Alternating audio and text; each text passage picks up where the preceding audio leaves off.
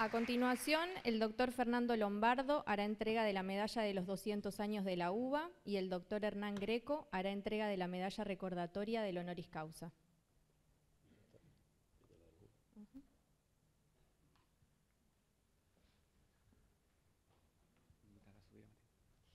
Invitamos a subir al escenario al doctor Saldarriaga.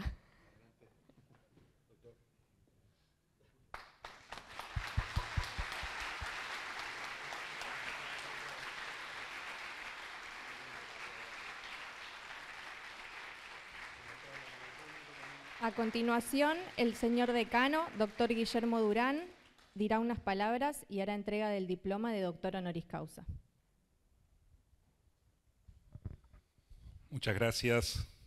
Un enorme placer, orgullo estar en este momento acá. En tiempos convulsionados del país, también poder estar en un acto académico de estas características nos pone muy contentos y contentas, así que nada, bienvenido a todos y todas por estar acá. No es mucho más lo que tengo para decir de Matías después de las brillantes presentaciones de Fernando y de Diego. Sí decir que más allá del esfuerzo y capacidad individual que claramente Matías tiene y que ha mostrado en todos los lugares donde estuvo, también un poco es producto de esta facultad. Así que creo que en ese sentido, como Facultad de Ciencias Exactas y Naturales de la UBA, tenemos que estar orgullosos.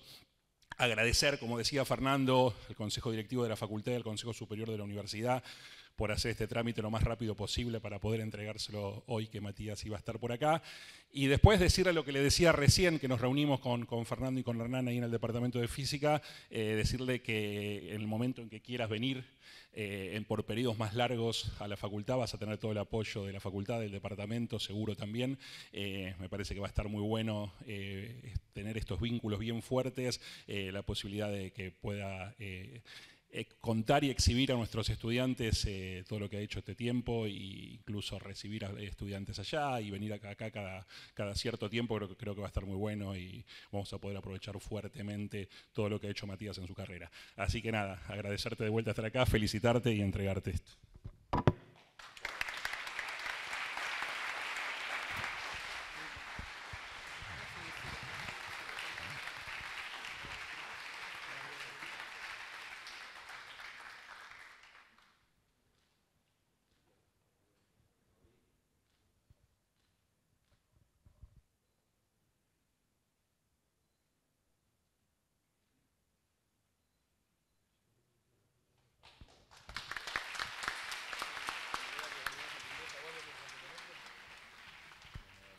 A continuación, el profesor Saldarriaga dictará la conferencia titulada Cosmología, Estado y Perspectivas. Bueno, muchísimas gracias por este honor, que para mí es un honor muy grande, y también por tus palabras, Fernando, y también por Diego. La verdad me emocionaron mucho. Para mí, quiero agradecerles tanto a Fernando, al departamento, a la facultad y a la universidad por darme esta distinción. Significa mucho para mí haber estudiado acá y bueno, poder estar acá hoy y haber podido usar lo que aprendí en la universidad acá para hacer las distintas cosas que les contaron un poco. Y bueno, la verdad, muy agradecido de todo lo que recibí en la universidad, en la facultad, y también por todo el esfuerzo que ellos pusieron para hacerme un homenaje, que bueno, siempre me da vergüenza, y bueno, muchas gracias. Muchas gracias. Mi idea para hoy era contarles un poco sobre la cosmología, sobre el estado actual y un poco sobre el futuro. Y en realidad debería decir unas palabras más sobre mi director de doctorado acá, Diego Harari, que fue para mí una persona muy importante. Me encaminó en estudiar la cosmología y por eso decidí hablar de este tema, que son las cosas que hice sobre todo al principio de mi carrera, empezando acá, y por las cuales, esos premios o la mayoría de las cosas son en gran medida por las cosas estas que hice en cosmología. Y yo le debo mucho a Diego. Es verdad, esa historia de que, este era un tema que él se estaba poniendo a trabajar por primera vez y me lo dio a mí, es un poco verdad, pero para mí eso fue una lección muy importante, porque algo que yo trato de copiar de él y también de mis mentores que tuve después, fue tratar siempre de cambiar de las cosas que uno está haciendo, tratar de encontrar cosas nuevas, porque, no sé, en inglés yo diría que es mucho más fácil si uno siempre está in the right place at the right time, que siempre hay algunos temas, algunas cosas que están mejorando mucho, expandiéndose, y si uno llega a estar en el lugar correcto, en el momento correcto, es mucho más fácil, le va todo bien, se gana los premios, pero si uno se pone a trabajar en algo que no está funcionando, bueno, es mucho más cuesta arriba la carrera. Yo tuve la suerte de estar en the right place and the right time, en gran medida gracias a Diego, que me apuntó para ese lado. Por supuesto, estaba pasando una revolución en la cosmología, que es lo que le voy a tratar de contar hoy, pero bueno, era poder aprender esos temas y, por supuesto, haber entrado al MIT fue en gran medida por los papers que había hecho yo acá. Todos los profesores que, bueno, ahora ya son mis amigos y me cuentan de cuando me admitieron ahí, hubo esos papers que habías hecho, si no fuera por esos papers. Claramente fue muy importante para mi carrera todo eso, aparte de que esos papers todavía hoy para mí son muy importantes. Pero bueno, entonces lo que quiero hacer es contarles un poco sobre la cosmología, así para tener una conexión con las cosas que yo empecé a hacer cuando estaba acá. Para ponernos, la otra cosa que les quiero pedir perdón ya de entrada. Yo me fui en 1995, que hablo todo el día en inglés, me recuesta a veces decir palabras en castellano, así que si me sale cualquier cosa en inglés de entre medio, perdón, pero si no voy a estar media hora esperando, tratando de entender cómo era la palabra, que yo encima ya soy viejo, así que ya no me acuerdo. Entonces, ¿cuáles son las preguntas de la cosmología? ¿Cuáles son las preguntas de la cosmología? ¿Qué es la cosmología? Bueno, la cosmología es la parte, digamos, de la física, de la astronomía, que trata de resolver o contestar preguntas sobre nuestro universo. ¿Cuál es la historia de nuestro universo? ¿De qué está hecho? Cuando miramos, cuando nuestros telescopios vemos distintos objetos ahí afuera en el universo, ¿de dónde salieron? ¿Cuándo se crearon? ¿Por qué están ahí? Todos son ese tipo de preguntas que tratamos de contestar. Tal vez algunas preguntas un poco más ambiciosas son, en general, cuando miramos con nuestros telescopios y encontramos cosas en el universo, o las podemos entender usando las leyes de la física que usan todos nuestros colegas y que descubrimos en el laboratorio. Pero a veces nos preguntamos si podemos encontrar situaciones en las que los fenómenos que están pasando en el universo son diferentes, porque las situaciones tal vez son más extremas de las que podemos medir en el laboratorio, y entonces encontrar nuevas leyes de la física que no conocíamos. No es tan fácil, pero siempre es un objetivo, y hay muchos ejemplos en la cosmología. Para nombrar uno, el hecho de que el universo esté hecho de materia oscura, por ejemplo, es un ejemplo de algo que encontramos estudiando el universo sobre las leyes de la física. Y la otra característica importante de la cosmología y de la astronomía es que, a diferencia de las otras partes de la física, cuando uno hace un experimento en física, uno arma el aparato, trata de que ocurra determinado fenómeno y mide lo que pasa, ¿no? Y trata de contrastar la teoría con los experimentos. En nuestro caso, nosotros no podemos ir al lugar y hacer en la parte del experimento donde lo armamos y medimos cómo eran las propiedades. Solamente tenemos la parte de la detección. Solamente, bueno, si pasa un fenómeno en el universo, lo tenemos que tratar de encontrar, lo tenemos que tratar de entender y después usarlo como la primera parte del experimento para aprender sobre el universo, ¿no?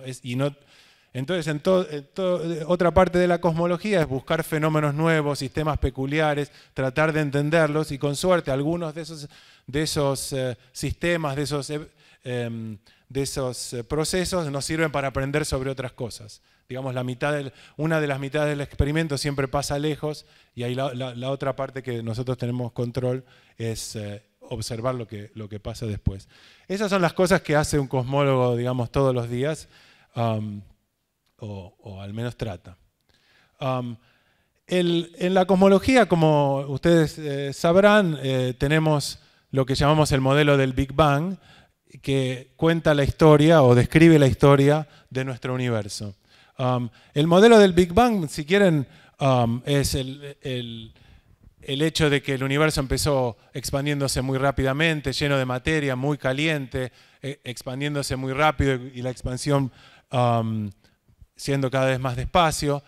Y el modelo de Big Bang uno puede pensar en dos partes. Una parte es un gran número de observaciones de cómo estaba el universo en distintos momentos hechas con telescopios, como la luz tarda en llegarnos y vemos algo más lejano, era lo que estaba pasando más atrás en el tiempo. Así que tenemos un montón de fotos.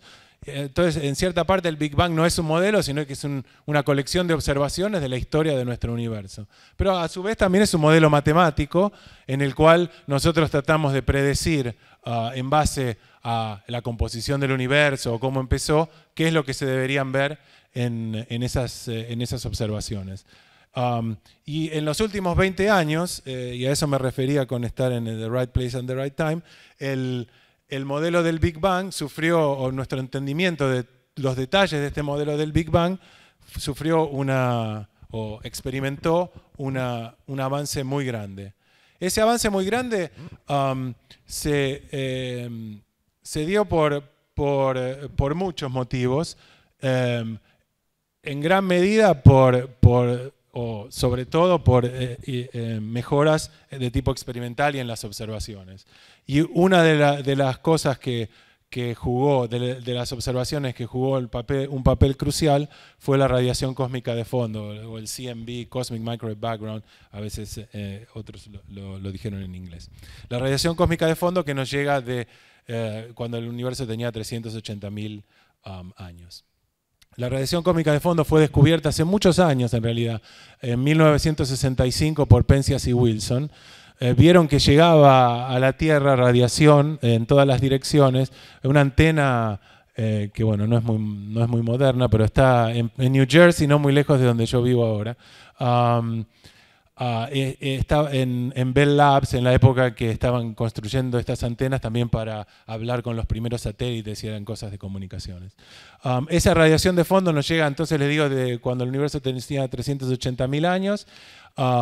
Fue de las primeras evidencias, la existencia de esta radiación de fondo fue de las primeras evidencias de que el universo estaba muy caliente en un principio y era muy denso.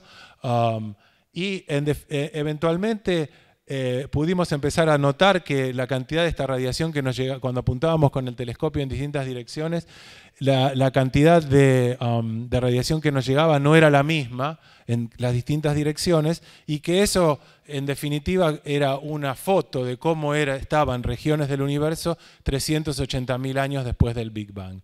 Esas que las llamamos las anisotropías en la radiación de fondo, la distinta cantidad de radiación que nos llega en distintas direcciones, fue descubierta por primera vez en el año 1992 por el satélite COBE, y eso era lo que estaba pasando cuando yo estaba haciendo la tesis, o cuando iba a empezar la tesis de licenciatura. Esas observaciones fueron las que Diego Harari vio en ese momento para decir, uy, esto es un tema que estaría bueno empezar a estudiar. ¿Qué puedo hacer que no sea lo que están haciendo todos, pero algo un poquito más separado para poder poner un estudiante y que pueda aprender de este tema y yo pueda aprender? Y me dijo, ¿por qué no estudias la polarización de la radiación de fondo? Que era algo que en ese momento no podía ser medido, pero que es lo que hoy en día todos los experimentos están tratando de medir.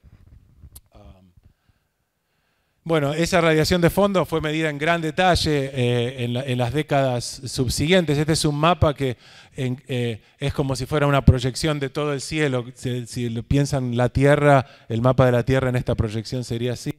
Esto es un mapa de cuánta radiación de fondo nos llega en cada dirección del cielo y lo podrían ustedes pensar como que es un mapa de la densidad o la temperatura del universo en cada dirección, cuando apunto para allá, cuando apunto para allá.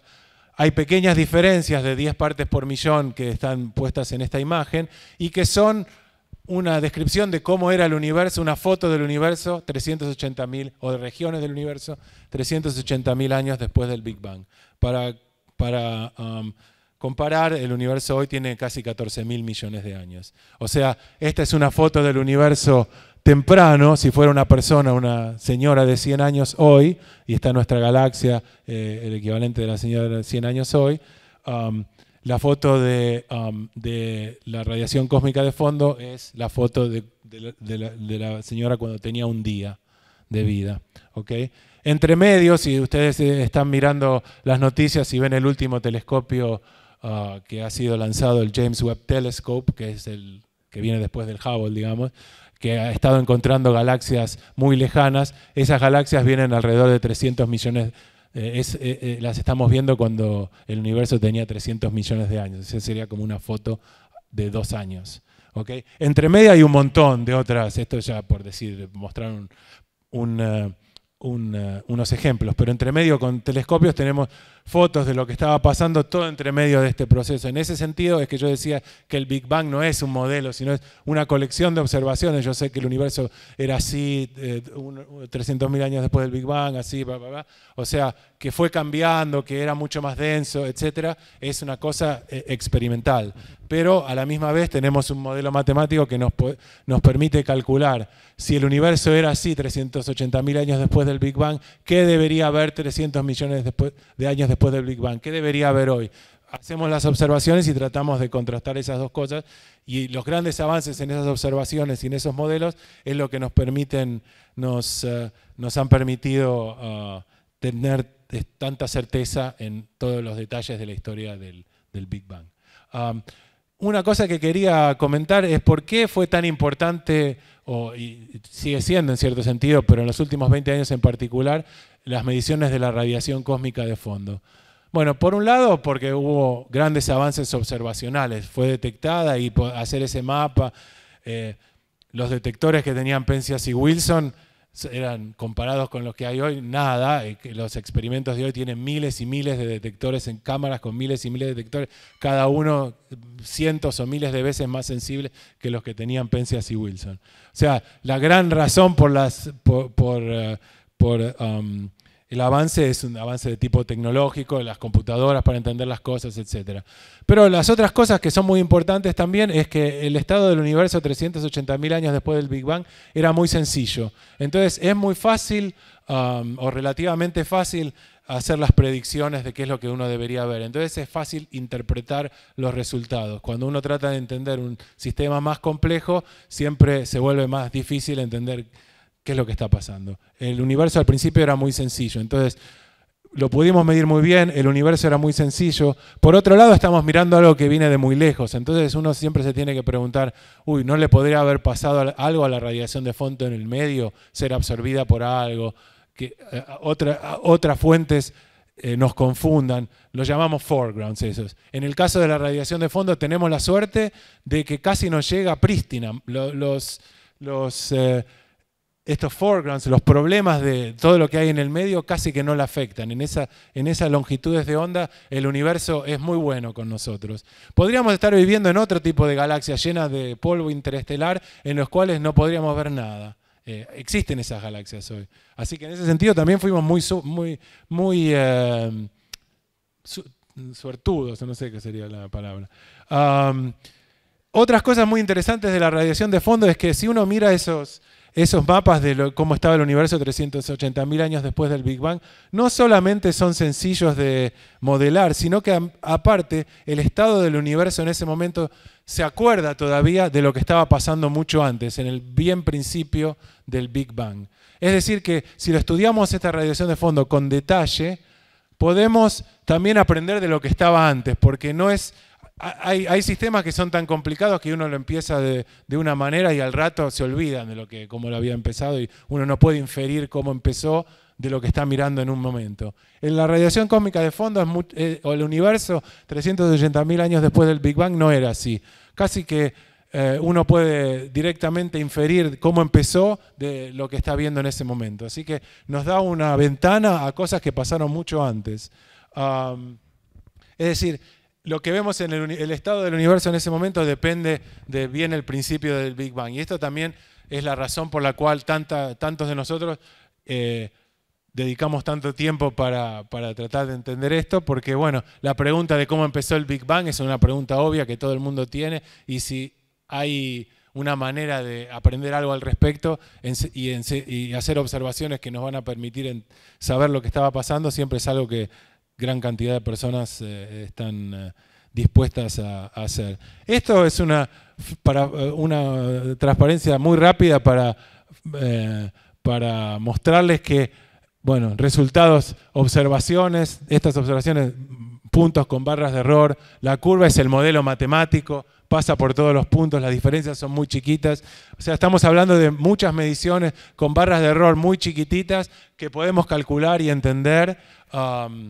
Y por eso estamos tan seguros de que sabemos un montón sobre lo que estaba pasando. Por supuesto, no todo... este modelo tiene cosas extrañas, digamos. El universo, por ejemplo, está lleno de materia oscura, que no sabemos lo que es en el laboratorio. Así que hay un montón de preguntas. Preguntas sobre cuándo se formaron las primeras galaxias, preguntas sobre la composición del universo, preguntas sobre el principio del universo. No es que entendemos todo, pero hay muchas cosas que las entendemos muy bien. Entonces, para focalizarme en una de esas cosas que no entendemos bien, son sobre el principio, lo que venga antes de esta historia del Big Bang sobre la que tenemos todas estas fotos. Tenemos un montón de fotos de todo lo que estaba pasando. ¿Sabemos cómo empezó esto? Y la pregunta de cómo empezó esto, aparte de ser una pregunta que uno siempre se haría, tiene otras connotaciones. Y es que al tener un modelo matemático, uno se puede empezar a preguntar, bueno, ¿qué podría haber pasado? Si invento que pasaba esto, ¿qué va a pasar después? Y una de las cosas que se dieron cuenta de la gente ahí por los años 80, muy rápidamente, es que si uno estudia el modelo del Big Bang y se pregunta, bueno, empecemos en la computadora un universo, una fracción de segundo, cuando se está expandiendo tan rápido que el tamaño se hace el doble en una fracción de segundo, ¿qué va a pasar? Y enseguida, si uno empieza ese universo así, se da cuenta que si el universo se estaba expandiendo tan rápido, muy rápidamente, también en una fracción de segundo, el universo se va a colapsar todo en un gran agujero negro o se va a diluir rapidísimo y nunca va a durar 14.000 millones de años. Es muy difícil empezar algo usando las ecuaciones que nosotros creemos que describen el universo, empezar algo que vaya a durar tanto, empezar algo que está cambiando tan rápido como las cosas cambiaban a un principio de este Hot Big Bang y que igual dure 14.000 millones de años. Parecía algo muy difícil de lograr y la gente se empezó a preguntar ¿de qué puede llegar a estar hecho el universo a un principio para que dure tanto, para que se expanda tanto y no colapse inmediatamente? Si lo hago de materia normal, enseguida, salvo que arregle todos los detalles, la cantidad de materia y la expansión hasta el no sé qué número de decimal, enseguida se rompe todo. Esa pregunta llevó a la gente a pensar que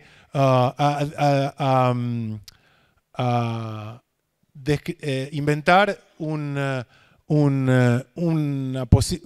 darse cuenta que podía el universo estar lleno de algo y de un material que si lo hacía expandirse de una manera muy peculiar, de manera que la expansión se acelerara, si uno agregaba una parte a esa historia de esa manera, el resultado de esa pequeña parte podía ser esta historia del Big Bang que conocemos, sin que fuera una cosa de mandinga, de cómo era que se arreglaba una cosa con la otra. Esa posibilidad de lo que podría haber pasado antes del Big Bang es lo que llamamos la teoría de inflación. Y ahí vuelve a jugar un papel la radiación cósmica de fondo, porque como les decía antes, este mapa que observamos de la radiación de fondo se acuerda de lo que estaba pasando en un pequeño principio. Y resulta ser que estudiándola con detalle nos dimos cuenta que el origen de estas diferencias en un principio tienen que haber sido producidas no en la parte usual del Big Bang sobre la que tenemos tantas observaciones, sino en este periodo, llamémoslo periodo mágico. Tienen que venir de esa época. O sea, tenemos fósiles del Bang, tenemos fósiles del principio. Esas anisotropías vienen de ese momento. Entonces, la gente introdujo esa teoría de la inflación cósmica como un posible periodo de algo que pudiera estar pasando antes del Hot Big Bang para entender sus condiciones iniciales tan peculiares, cuando medimos la radiación cósmica de fondo, nos dimos cuenta que este mapa en realidad se originaba también en ese momento. Y no solo eso, sino que la gente que introdujo ese modelo de inflación en un principio para explicar esta pregunta de por qué el universo era tan viejo, había calculado ciertas propiedades de si estas fluctuaciones que vemos se producían en ese momento, qué propiedades deberían tener. Y resulta que cuando analizamos estos mapas, esas propiedades eran las que tenían estos mapas. Así que gracias a eso mucha gente empezó a pensar que tal vez en un principio del universo, antes de esta parte de la que sabemos tanto del Hot Big Bang, lo que pasó fue un periodo de inflación cósmica en el que el tamaño del universo se agrandó por lo menos por un factor de 10 con 46 ceros, de una gran cantidad, una inflación muy, muy grande. Argentina, por suerte, voy a hacer un chiste, porque ya sé que me van a tirar con todo, pero bueno, Argentina no llegó a tanto todavía. Pero después, bueno, lo voy a dejar ahí, porque no está tan lejos. Si agarramos los 100 años y los repetimos, empezamos a acercarnos. Pero bueno, no va a pasar. Así que la parte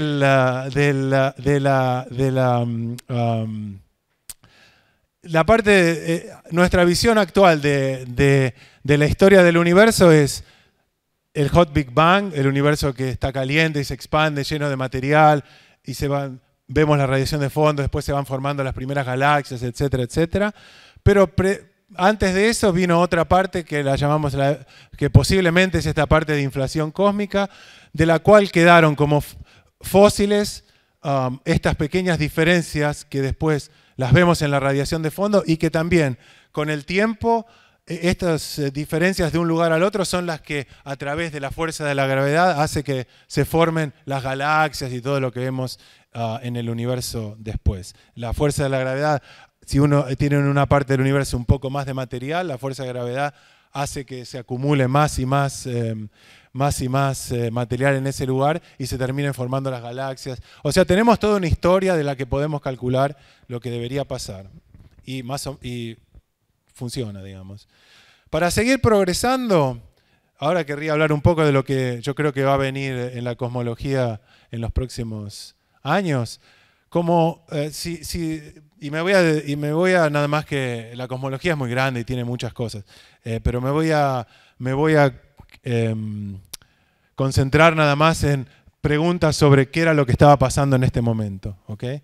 Si queremos realmente tener más información sobre lo que estaba pasando en este momento y tal vez convencernos de que esta inflación cósmica realmente ocurrió, o en vez de ser por ahora una especulación con bastantes datos que la ayudan a que creamos que haya pasado, pero todavía no estamos seguros. Si queremos tener más información de eso, ¿qué es lo que podemos hacer? Una de las cosas que podemos hacer, si sabemos que estas diferencias que dan lugar a todo lo que vemos en el universo hoy vienen de este momento, una cosa obvia para hacer es tratar de medirlas con más detalle y si este proceso de la gravedad es lo que hace que de estas fluctuaciones iniciales se vayan creando las galaxias. También si estudiamos cómo están distribuidas las galaxias después, también podemos hacer la película para atrás y ver, entender esta época inflacionaria. Así que parte de la cosmología en los próximos años es tratar de hacer mapas de la distribución de materia más grandes, con más galaxias, con más precisión, para tratar de contrastar esas propiedades de estos fósiles que creemos debería tener, contrastarla con esas mediciones. Y la otra posibilidad es tratar de encontrar fósiles adicionales. En los últimos años yo estuve trabajando mucho en la primera parte de eso, que es tratar de interpretar mejor las mediciones de la distribución de materia en épocas después de la radiación cósmica de fondo, para tratar de extraer ahí también información sobre cómo empezó el universo. Pero en realidad voy a pasar esa parte para hablar de la otra posibilidad, y esto y es buscar un segundo fósil. Es decir, creemos que sabemos que estas pequeñas diferencias que vemos en la radiación de fondo se originaron antes de la parte del Hot Big Bang, tal vez en esta parte llamada inflación. ¿Puede haber quedado algo más? Y si quedó algo más, ¿cómo lo podemos encontrar? ¿Qué efecto tendría? Para que haya quedado tiene que ser algo, digamos, que en cierto sentido el universo sea transparente a eso, porque si se produjo algo que después es absorbido por la materia o es modificado de manera sustancial, no lo vamos a poder distinguir de otras cosas. Así que, ¿qué puede haber quedado en ese momento? Bueno, resulta que si miramos nuestro modelo, si miramos las ecuaciones de Einstein, miramos la mecánica cuántica, vemos que otra cosa que podría haber sobrevivido de esa época son ondas gravitacionales. Las ondas gravitacionales son, digamos, el análogo de las ondas electromagnéticas para la fuerza eléctrica y magnética en la fuerza de la gravedad. Esas ondas gravitacionales, si hubieran sido producidas durante la inflación, quedarían viajando en el universo. ¿Y cómo podemos encontrarlas? Resulta que afectan a la radiación cósmica de fondo. Y si pudiéramos medir esta propiedad de la radiación cósmica de fondo llamada su polarización, las personas que sacan fotos saben que cuando la luz se refleja en una superficie, por ejemplo, se polariza, y pueden usar entonces anteojos polarizados o un filtro para eliminar las reflexiones. Bueno, si estaba el universo lleno de ondas gravitacionales, en la época de la radiación de fondo, de los 380.000 años después del Big Bang, independientemente de las ondas gravitacionales, en ese momento la luz estaba chocando contra los electrones, así que al chocarse también se polarizaba un poco, así como en el caso que les dije antes. Pero si el universo estaba lleno de ondas gravitacionales, los detalles de esa polarización son un poco diferentes. Así que si estudiamos la polarización de la radiación de fondo, podemos ver si el universo estaba lleno de ondas gravitacionales en ese momento, 380.000 años después del Big Bang, y esas ondas gravitacionales se originarían, o se tienen que originar en el principio del universo. Así que ese es el segundo fósil que estamos tratando de encontrar usando la polarización de la radiación cósmica de fondo. Usando algo, la polarización es algo que tiene una dirección, ¿no? Cuando uno usa un filtro polarizado, si lo orienta de una manera pasa más la radiación que rebotó, y si lo orienta de la otra manera no. Así que para cada dirección en el cielo hay una dirección preferencial que tiene que ver con esta polarización. Este es un mapa de la polarización de la radiación de fondo medido por el satélite Planck. En cada dirección, digamos, en cada lugar hay una rayita que indica en qué dirección la luz está polarizada, en qué dirección la intensidad es más grande. Lo que resulta es que si el mapa de las rayitas estas tiene alrededor de ciertos lugares las rayitas tienen mapa, una orientación así como de remolino. Si vemos regiones en las cuales la orientación es así como de remolino para un lado o para el otro, este tipo de orientación solo se pueden producir en ese mapa si el universo estaba lleno de ondas gravitacionales 380.000 años después del Big Bang. Así que hay un montón de experimentos que lo que están tratando de hacer es medir esto con suficiente precisión para poder ver si tener muchas de estas regiones y poder ver si en algún lado vemos o no vemos estos mapas de tipo más de remolino. Si solo vemos regiones mapas así como radiales o como tangenciales, eso puede ser producido no por ondas gravitacionales. Y esto es la búsqueda de los modos B. Así que tanto en la radiación cósmica de fondo como en tratar de hacer mapas de la distribución de materia del universo de hoy, hay en los próximos años una gran cantidad de nuevos telescopios, experimentos, cámaras que están yendo a satélites, a Chile, bueno, también hay uno que ahora lo voy a nombrar en la provincia de Salta de Argentina, porque bueno, necesita no importa por qué hay que ir a un lugar alto por el vapor de agua en la atmósfera, hay que tratar de irse lo más alto posible para tener la menor atmósfera posible, para hacer las mejores mediciones posibles.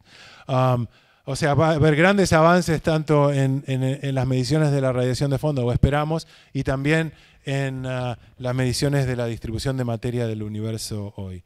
Hay el equivalente a la ley de Moore de la velocidad de las computadoras, es también y relacionada, por supuesto, es en la cantidad de galaxias a las que podemos medir, en la cantidad de ruido que tienen los mapas de la radiación de fondo.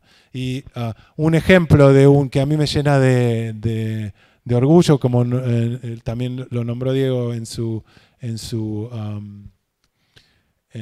video, es que una colaboración internacional está poniendo, de la cual Argentina forma parte, está poniendo un telescopio para medir estos modos B de la radiación cósmica de fondo y tratar de ver si hay ondas gravitacionales dejadas desde los principios del Big Bang en Salta. Se llama el proyecto CUBIC. Bueno, para terminar entonces, bueno, de vuelta agradecer la distinción, espero que y también espero que hayan disfrutado un rápido recuento de la cosmología, de por qué la radiación cósmica de fondo, por qué fuimos, digamos, tan suertudos, digamos, los humanos de estar en una galaxia en la cual podamos ver la radiación cósmica de fondo, porque la radiación cósmica de fondo, en un universo en el cual podemos, una imagen de tan atrás, la podemos medir con tanta precisión, que se acuerde de lo que estaba, que sea un sistema lo suficientemente sencillo para que se acuerde de sus orígenes y entonces podamos entender no solo lo que estaba pasando 380.000 años después del Big Bang, sino en el Bang mismo, que hayan quedado esos fósiles, que los hayamos podido medir y con suerte encontremos en el futuro cercano este segundo fósil que son las ondas gravitacionales. Así que, bueno, muchas gracias.